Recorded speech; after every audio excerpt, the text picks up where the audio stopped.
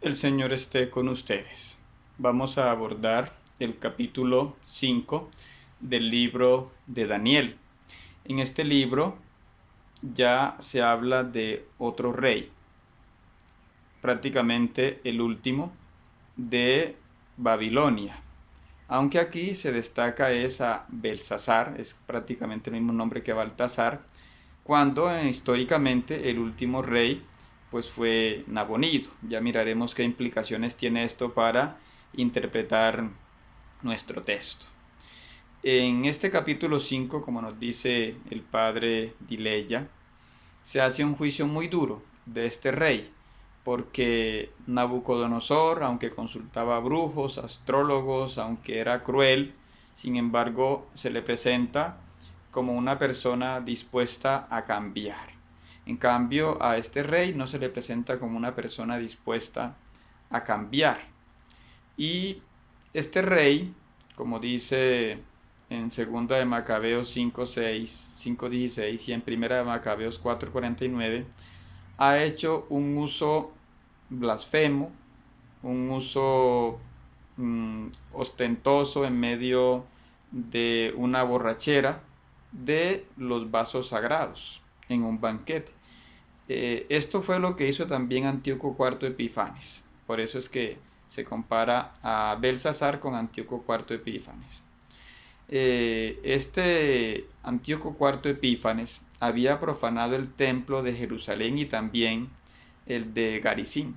Y segunda de Macabeos 6, 1 al 5 nos dice que allí introdujo orgías, introdujo prostitución, introdujo sacrificio de cerdos, en fin, trayendo unas desgracias tremendas. Esto podemos compararlo con el banquete de Herodes en Marcos 6, 21 al 28, donde viene la muerte de Juan el Bautista. Entonces estos banquetes eran de festejo, pero a la vez eran de muerte para las personas buenas. El texto hebreo o masorético y el texto griego o de los 70 traen distintas tradiciones sobre la caída de Babilonia. No intentan ser históricos, sino dejarnos una enseñanza. Y aquí en este capítulo 5 de Daniel se usa el verbo traer, es decir, eh, algo que viene por culpa o con responsabilidad de una persona. Se dice que hay una mano que es la que trae esa escritura. Se dice que el rey a través de su conducta ha traído un castigo. En fin, y este hombre tenía mala fama, ¿sí? En cambio, la que tenía buena fama en ese tiempo era Nictoris, que según Heródoto era la viuda de Nabucodonosor, una viuda que interviene también aquí, llamando la atención al rey Belsasar y diciéndole pues que busque más bien a Daniel para que le explique lo que ha sido escrito en la pared. Vemos que cuando el rey ve el escrito en la pared, ofrece a Daniel el tercer puesto. Ofrece al que le interprete eso el tercer puesto. ¿Por qué? Porque él era el segundo tras Nabonido. ¿Cómo hacían los babilonios la adivinación? Los babilonios tenían varios métodos que los estudiosos llaman la estispicia u observación de las entrañas, ¿no? Sobre todo de las aves, mirar cómo está el hígado, ¿sí? A ver qué supuestamente interpretan. También había el tema de la teratología, que era buscar personas con malformaciones físicas o animales, por ejemplo, los mellizos que nacían pegados, y ver qué significaba eso según la adivinación. O hacían lo que se llama la fisionomía, que era el estudio de rostros humanos. ¿Sí? A ver, este rostro de este esclavo, este rostro de esta mujer, qué significa esta persona que nos han traído. Hacían también adivinación a través de la hemerología, es decir, el día 7 significa tal cosa, los días 15 son luna nueva, los días 14 son buenos porque, o los días 30 como se está acabando el mes, pasa algo. Esa era la hemerología. También tenían la menología, que era como los almanaques, era el estudio de los meses.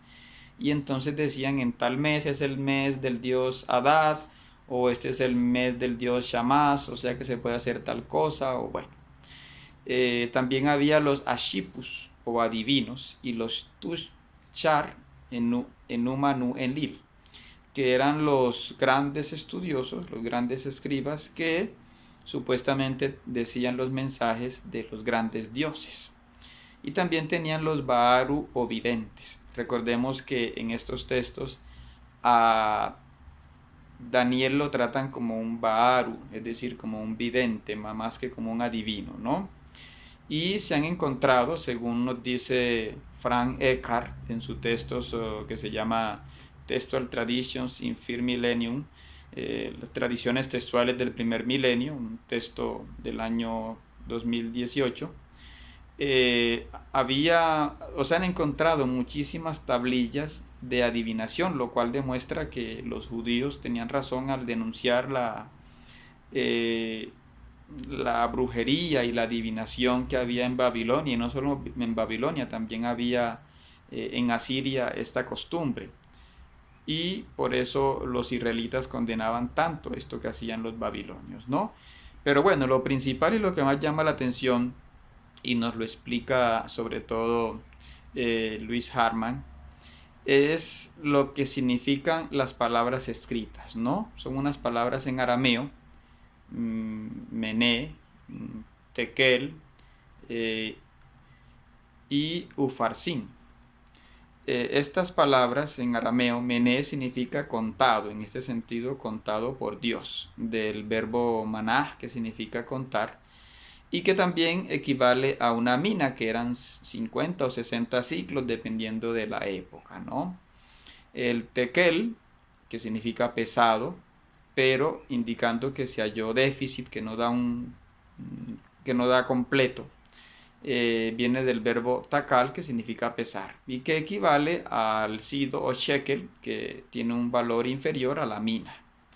El ufarsin, que significa separado, roto, viene también del verbo perez, que significa separar, ¿sí? Y significa también una media mina o dos medias minas, ¿sí? Entonces aquí también se ve que se puede relacionar con la palabra persa, la palabra farsin o parsin, ¿sí? Se puede relacionar con los persas, porque aquí está diciendo que a este rey se le pesó, se le miró todo lo que había hecho, sus obras, y no dio la talla. Por eso su reino va a ser entregado a los persas, ¿no? Vemos que lo importante cuando aparecen estas letras en la pared no es leerlas, porque estaban en un texto que se podía, ya fuera en cuneiforme o ya fuera con la escritura aramea cuadrada. Lo importante era interpretarlas, ¿no? Por eso se buscaba un vidente, como decimos, un Baaru. Y este cuadro fue inmortalizado, por ejemplo, por Rembrandt hacia 1650, en fin, con su cuadro El banquete de Baltasar. ¿Qué dice la historia sobre esto? Baltasar no tiene un fin claro, pero existe el texto que mencionábamos en el video anterior, que es la crónica de Nabonido. ¿Qué nos dice este texto?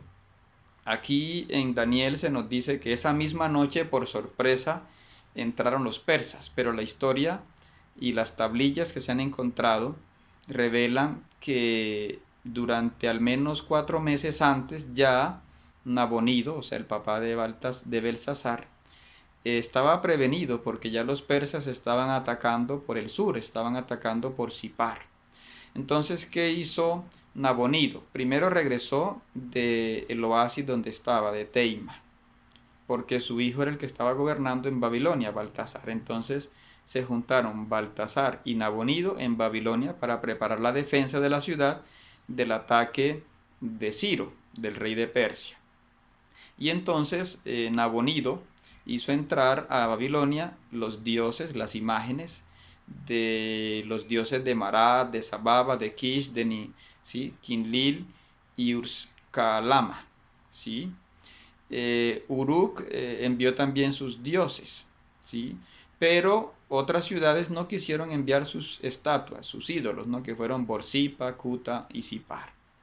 Entonces, hay tablillas que muestran que Nabonido contrató muchas naves para transportar las imágenes por ríos, acompañadas además de carniceros, cerveceros, pasteleros, para los sacrificios rituales de cada imagen, cargadas además con vino de Siria, con miel, con madera aromática, con palma utsabu, con dátiles de dalmum. Esto es lo que dicen los textos históricos. Y estas cartas también mencionan, esto lo encontramos en un texto de Paul-Alain Bouillet, que se llama, en inglés está el texto, un episodio de la caída de Babilonia en manos de los persas, un texto del año 1993, está en inglés. Y este texto dice además que el día 15 de cada mes era consagrado al dios Sin, al dios de la luna, lo que decíamos, la hemerología. ¿Por qué? Porque a ese día lo llamaban el día del eclipse o el día de Sin o el día de la luna, y decían que podía ser un día favorable. Nabonido decía que ese día era favorable para él porque ese día él había tenido cosas buenas, ¿sí? Pero fue al contrario. El 15 del mes de Dusu, es decir, el 15 de julio del 539, fue cuando los persas lograron tomar la ciudad. Entonces, lo que dice el texto de Daniel es que la invasión fue de sorpresa en la noche, pero los textos nos revelan que no, que ya hubo 4 meses de preparación para que Ciro tomara la ciudad de Babilonia. Entonces, ¿por qué se contradice la historia con lo que dice Daniel? Lo que habíamos dicho entonces al inicio de la interpretación de Daniel. A Daniel no le interesa tanto la historia. Sí, fueron los persas los que conquistaron Babilonia, pero no de la manera que dice Daniel, porque a Daniel lo que le interesa más es el mensaje, darle un mensaje a los gobernantes de que no pueden abusar de su poder y darle un mensaje a los que están siendo perseguidos, a los que sufren, a los que ven que se les destruye el templo, a los que ven que se les quiere quitar la esperanza, de que no se desesperen, que todo poder es pasajero, que todo reino es pasajero, que Dios es el dueño de la historia.